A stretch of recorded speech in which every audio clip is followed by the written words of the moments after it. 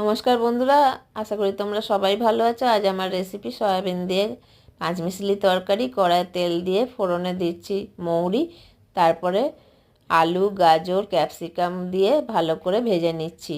আর সয়াবিনগুলোকে সেদ্ধ করতে চাপিয়ে দিচ্ছি নুন দিয়ে। ভালো করে ভেজে নেওয়ার পর আনাজপাতিগুলোকে তুলে নিয়ে আবার ফুলকপি দিয়ে ভালো করে ভেজে নিচ্ছি। এগুলোকেও তুলে নেবার পর দিচ্ছি পেঁয়াজ কুচো, রসুন কুচো, গ্রেট করা আদা, টমেটো আর লঙ্কা পিউরি দিয়ে ভালো করে মশলাটা হয়ে যাবার পর দিচ্ছি হলুদ গুঁড়ো, জিরে গুঁড়ো আর স্বাদ মতো নুন দিয়ে ভালো করে মশলাটা আবার কষে নিয়ে সয়াবিন দিয়ে কষে নিলাম। আনাজপাতিগুলো দিয়েও কষে নিচ্ছি।